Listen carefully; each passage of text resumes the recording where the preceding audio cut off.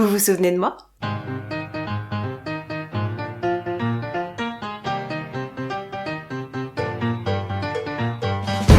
Hello mes petites carottes râpées à la marmelade, j'espère que vous allez bien, je suis absolument ravie, enchantée, émue, tout ce que vous voulez, retourner à l'idée d'enfin vous retrouver après plus de 3 mois d'absence, et je vous propose qu'on plonge directement dans le vif du sujet parce que j'ai pas moins de 6 romans et 2 BD à vous présenter aujourd'hui. On s'y colle ? Je vous propose qu'on attaque les réjouissances avec un petit roman jeunesse qui m'a mis d'une humeur absolument flamboyante pendant toute une journée. Il s'agit de La Société des pépés à adopter. C'est écrit par Émilie Chazeran et illustré par Joël Dremedy. C'est publié chez Sarbacane dans la collection Pépix et d'office, je peux vous le dire que je vous le recommande chaudement. Il faut dire que dans cette histoire à ne pas piquer des hannetons, on va suivre Sérieuse, une petite fille qui a tout pour être heureuse puisque ses parents sont richissimes, lui ont offert 18 chambres à thème avec des licornes, des carrousels, j'en passe et des meilleurs. Elle a tout ce dont elle peut rêver, sauf que ses parents, forcément, comme ils sont riches, ils donnent des conférences à travers le monde, ils sont constamment en voyage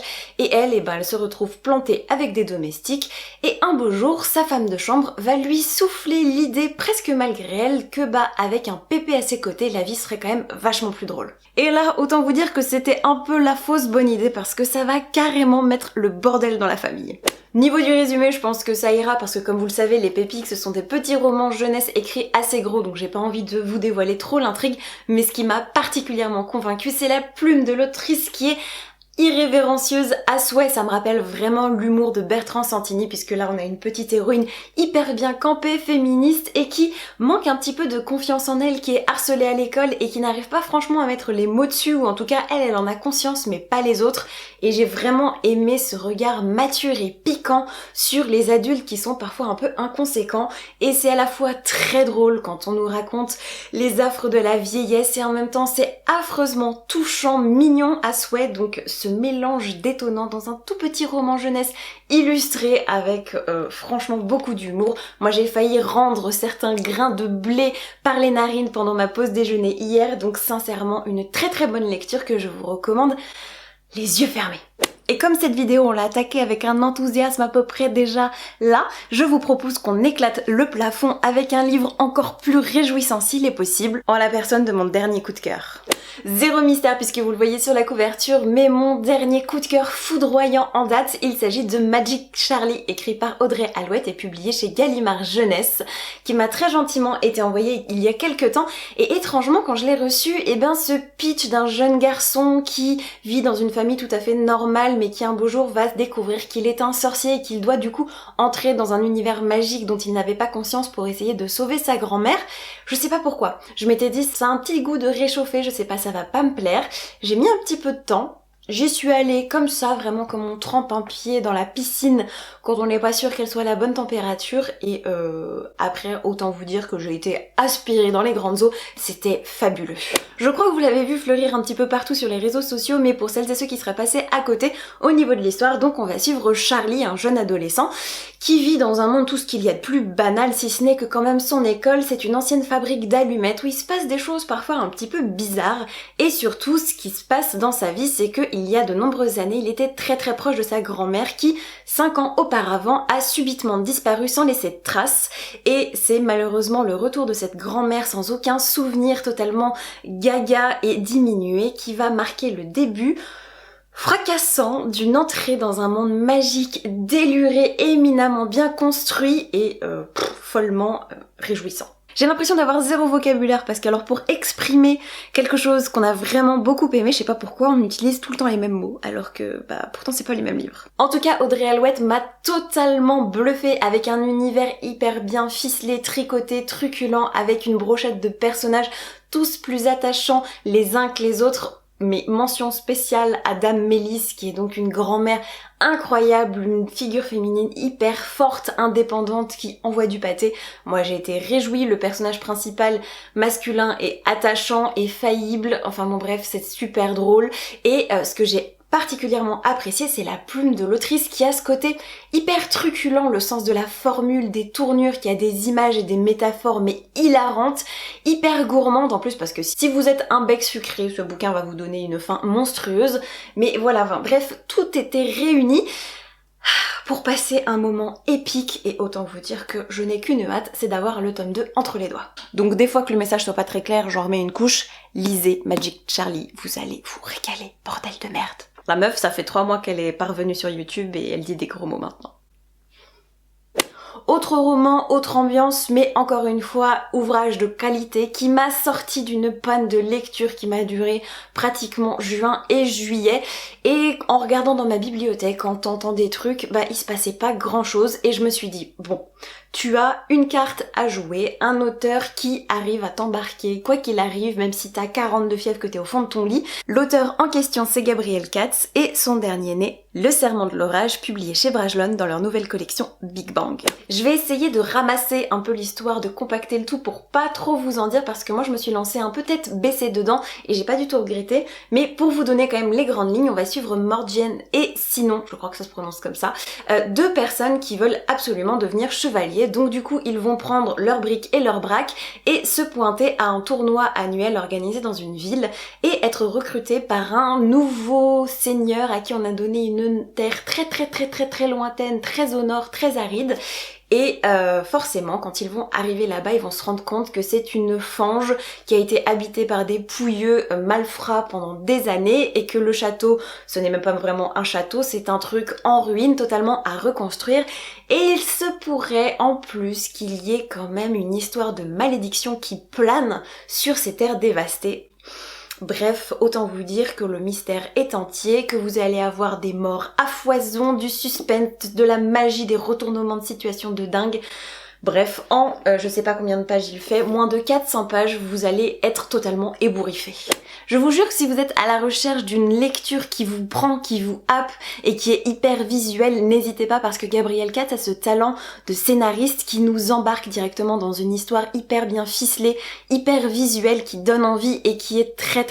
bien rythmée, avec une brochette de personnages assez bien campée. Bref, moi je me suis régalée et à chaque fois que je lis un de ces bouquins, il y a un côté un peu dingue, c'est que je retrouve ce côté enfant où on branche un truc dans mon cerveau et on me dit ok, je te donne 3 éléments de base et tout se déroule ensuite. Enfin vraiment, il sait jouer sur l'imagination, il sait appuyer là où il faut et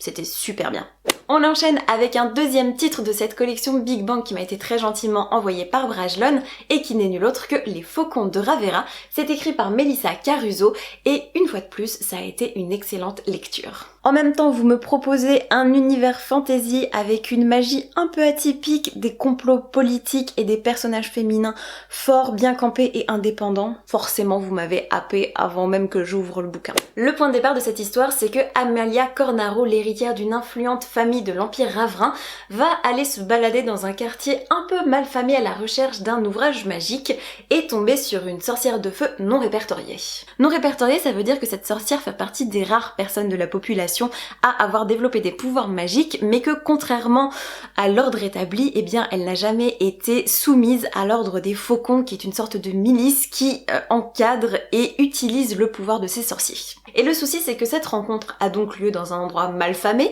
entouré de malfrats qui pourchassent la sorcière de feu, et le tout supervisé par un inspecteur des Faucons qui se trouvait être là, mais qui ne peut pas la capturer, et qui du coup va demander à cette jeune fille qui s'avère être Amalia, mais il l'ignore, de passer un jonc, c'est-à-dire une sorte de bracelet magique qui permet de canaliser les pouvoirs d'une sorcière directement à cette personne, et le problème c'est que du coup leurs destins vont être liés. Ça va entraîner un bordel diplomatique et permettre de mettre au jour quelques petits complots pour la prise de pouvoir, des déclenchements de guerre, etc. Bref, c'était hyper riche, hyper fouillé et je me suis régalée. Attention toutefois quand même, il y a un petit peu un ventre mou au niveau de la narration parce que c'est un premier volume, donc il prend vraiment le temps de s'installer et si vous n'êtes pas trop intrigue politique longuement détaillée, ça risque un petit peu de vous ennuyer. Et dernier avertissement avant de vous précipiter en librairie, il faut savoir qu'il y a quand même une romance qui prend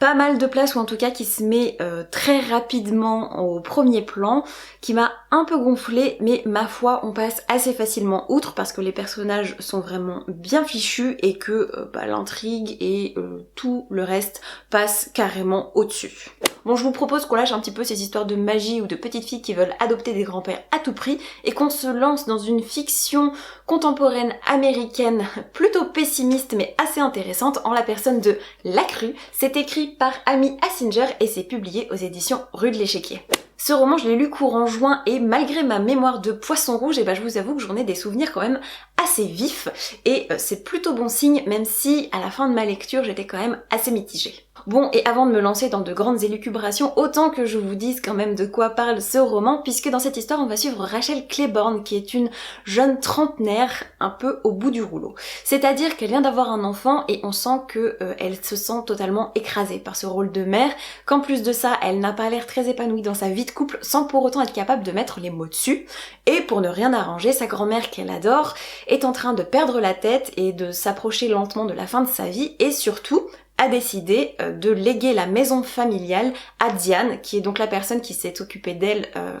tout au long de sa vie, parce que c'était une maison sur un territoire indien, que Diane appartient à une tribu indienne et qu'elle veut restituer du coup ces terres à leurs propriétaires d'origine. Du coup là je pense que vous êtes déjà un peu plongé dans cette ambiance un peu forte, un peu pesante, avec beaucoup d'enjeux, et imaginez du coup Rachel dans cette situation, qui du coup un beau soir, après s'être un peu pris la tête avec son mari qui a quand même la fâcheuse tendance de vouloir toujours lui donner des conseils sur comment se comporter, comment faire tel truc, le truc hyper pénible, elle va prendre sa voiture et sa fille en plein milieu de la nuit, rouler à l'autre bout de l'État pour du coup rejoindre la ferme familiale. Inutile que je vous en dise plus, là je pense que vous avez déjà la bonne base pour cerner un petit peu le récit, et je vous avoue que les 150 premières pages, j'étais hyper emballée par ce récit justement, par cette introspection du personnage de Rachel que j'ai trouvé très intéressant à suivre, et surtout par cet aspect de filiation, puisque quand elle va retrouver sa grand-mère, tout en ayant emmené sa fille, il y a vraiment quelque chose de la transmission, de l'ordre de cette ambiance familiale qui est très bien décrite, touchante et en même temps affolante de vérité, donc ça m'a énormément plu. Et après, il y a eu des passages un petit peu de flashback de l'adolescence, des études de Rachel, etc. qui m'a beaucoup moins convaincue. Et tout ça promis sur un fond de drame avec une histoire de barrage qui risque potentiellement de céder à cause des pluies diluviennes qui s'abattent sur l'État depuis des semaines. Et tout ça mis bout à bout a donné quelque chose d'assez sombre, d'assez pesant, de très bien ficelé, très bien écrit, très bien traduit. Mais voilà, il y avait un petit côté mou dans la narration qui m'a un petit peu dérangée, et je sais pas, je m'attendais presque à un moment que ça balance dans le post-apocalyptique ou dans le truc un peu désastre où c'est la panique et on doit fuir, etc. Et pas du tout, en fait, c'est un roman vraiment récit de vie, ambiance. Mais une fois que je me suis faite à l'idée, vraiment dans l'ensemble, j'ai globalement beaucoup aimé ma lecture. Après, comme je vous le dis, il faut aimer les récits qui prennent leur temps. Donc en résumé, un portrait de famille vraiment très joliment écrit, dans une ambiance assez glauque et pesante qui fait merveille, mais le tout un tantinet long, donc après à vous de décider si ça vous tente ou non. Le roman que je vais vous présenter là, c'est franchement la très bonne et très grosse surprise de ce mois d'août, la rencontre littéraire à laquelle je ne m'attendais absolument pas, en la personne de Fraternidad. C'est un roman écrit par Thibaut Vermeau et publié chez Sarbacane dans leur collection Exprime. Enfin, un roman pavé, bricasse, pavas, tout ce que vous voulez, puisqu'il fait quand même pas moins de 612 pages. Et en plus, c'est écrit tout petit. Quand je vous dis que ce roman, ça a été une grosse surprise pour moi, c'est parce que, à mes yeux, c'est vraiment une pépite ovni inclassable, mais vraiment réjouissant, qui est un récit de mousquetaires au XXIe siècle. Ouais, rien que ça. Dans cette histoire, Thibaut Vermeau met en scène Ed Perry, un adolescent avec lequel je n'échangerai clairement pas ma place au début du roman. Il faut dire que son père est parti quand il était très jeune, que sa mère et sa sœur font leur vie sans lui en le laissant vraiment dans son coin, qu'à l'école il est harcelé par un trio de sombres connards qui le jettent dans des poubelles et qui lui font les pires crasses du monde. Donc franchement, niveau quotidien, sincèrement c'est quand même pas la joie. Et du coup, lui, pour essayer d'évacuer tout ça, eh bien, le vendredi, tous les vendredis soirs, il va louer un cheval et se paumer dans la campagne, habillé en mousquetaire. Déjà, le personnage principal, un peu intriguant, qui sort des sentiers battus, qui m'a tout de suite accroché. Mais pour ne rien gâcher, un soir, après la crasse de trop, le truc qui fait vraiment déborder le vase, Ed va s'acheter un ordinateur d'occasion et créer un site sur lequel il va raconter en vers et en alexandrin à la mode mousquetaire et aventureuse eh bien ses aventures et se lancer dans une vie totalement en dehors des sentiers battus. Et sincèrement, c'était tellement rafraîchissant et surtout ça permet de poser une vraie question sur le pourquoi est-ce qu'on est obligé de se ruiner la santé et d'endurer les pires atrocités juste pour essayer de tenir dans un système qui du coup est de toute façon arbitraire et voué à l'échec. Cette remise en cause des normes de la société, des conventions, des liens sociaux était vraiment réjouissante. Le tout mêlé avec des histoires rocambolesques à souhait, une rencontre par correspondance qui va se transformer en quelque chose d'assez inédit. Vraiment tous les ingrédients de ce roman m'ont enchanté. En plus de ça, la plume de l'auteur est vraiment soignée. Vous avez des vers, des alexandrins, vous avez des parties vraiment racontées, presque chantées. C'était fabuleux. Je me suis régalée et sincèrement, si vous avez envie d'un petit peu de changement,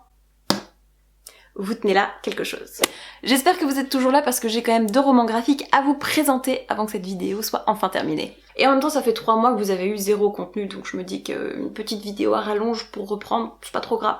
La première lecture graphique sur laquelle je tenais absolument à attirer votre attention n'est nulle autre que Taureau et moi. C'est écrit par Cédric Talig et publié aux éditions Rue de l'Échiquier. Donc quand je vous dis Taureau, c'est pas, vous savez, la bestiole qui rue, tout ça, c'est plutôt mon accent horrible pour vous parler de Henry David Thoreau, donc l'auteur qui a écrit notamment Walden ou La vie dans les bois. Voilà. Juste histoire qu'on soit sûr de parler de la même chose. Le postulat de base de cette bande dessinée est ultra simple, c'est-à-dire que vous prenez un artiste contemporain, Cédric Talig, qui a envie un petit peu de s'extirper de cette société de consommation et de nous mettre face à la fois à nos contradictions, à nos envies de changement, et en même temps nous montrer à quel point notre société n'a pas bougé d'un iota depuis l'époque de Henry David Thoreau, qui avait déjà décidé, lui, de se barrer dans une cabane au fond des bois pour échapper, eh bien, à tout ce merdier. Du coup, vous avez le récit d'un quarantenaire parisien qui commence à en avoir gentiment ras-le-bol de sa vie et qui essaie de trouver un petit peu ses propres chemins de traverse, le tout en résonance avec des citations et l'intervention du coup un peu à la manière d'un Jiminy Cricket de Henry David Thoreau. Je me suis véritablement régalée, que ce soit visuellement ou surtout en fait au niveau des thématiques abordées, de la façon de faire correspondre passé et présent et de nous mettre face à nos contradictions. J'ai été véritablement transportée et toutes les réflexions présentes dans cette BD sont en tout cas les miennes et me donnent juste une envie, c'est de mettre des sous de côté pour m'acheter une cabane au fond des bois et partir. Voilà. Alors allez-y, c'est trop bien. Bon, et puis après tout c'était génial, c'était incroyable, c'était fabuleux, à lire, c'était génial, je me suis régalée, tout ça, un peu de diversité en vous parlant du coup d'un roman graphique jeunesse que j'ai pas spécialement apprécié, en la personne de Un été sous les étoiles. C'est écrit par Christina Triana et c'est publié aux éditions Jungle. Dans cette histoire, on suit une jeune fille qui s'appelle Olivia et qui depuis sa plus tendre enfance est fascinée et persuadée de l'existence des extraterrestres, et chaque année avec sa famille, elle retourne dans leur petit village d'origine, elle retrouve sa bande de copains depuis toujours, et cet été-là, eh bien les choses pourraient un petit peu changer parce qu'il y a des histoires de sentiments et on sent que les personnages sont en train de grandir et du coup d'affirmer leur propre caractère. Il y en a une qui essaie absolument de devenir une influenceuse sur YouTube et ça ne fonctionne pas, il y en a une autre qui a développé un caractère un peu bien trempé et qui se prend toujours le bec avec l'un des mecs du groupe, etc. Enfin bon bref, en somme, le côté ambiance de vacances est extrêmement bien retranscrit. J'ai trouvé aussi des dessins très mignons, très attachants, la palette de couleurs mise en place est vraiment attrayante. Par contre, toute cette histoire d'aliens et de mystère est un petit peu trop tirée par les cheveux et surtout en fait assez mal amenée parce que trop rapidement expédiée à mes yeux. Donc malheureusement il y avait de bonnes idées mais c'était un petit peu trop faible en tout cas pour que je considère que ce soit une lecture vraiment que je puisse vous conseiller. Par contre, si vous connaissez un enfant entre je sais pas 10 et 12 ans qui est vraiment fasciné par les ovnis et qui aime bien ce genre d'ambiance un peu pastel, foncez, ça lui fera une super lecture d'été, je suis sûre qu'il ou elle se régalera. Mais après, sincèrement, pour les plus grands, je vois pas grand intérêt à vous le conseiller. Et ben voilà, on a enfin terminé cette immense première update lecture parce que sachez qu'il y en a d'autres qui vont arriver parce que j'ai plein de bouquins à vous présenter. J'espère en tout cas que vous aurez pu pêcher quelques idées lecture. N'hésitez surtout pas à venir échanger avec moi en commentaire, à me raconter un petit peu ce que vous avez fait, lu, découvert pendant ces 3 derniers mois. J'ai hâte d'échanger avec vous dans les commentaires. Et puis en attendant de vous lire, je vous souhaite comme d'habitude de merveilleuses rencontres de papier et je vous dis à très vite pour la prochaine vidéo. Ciao ciao!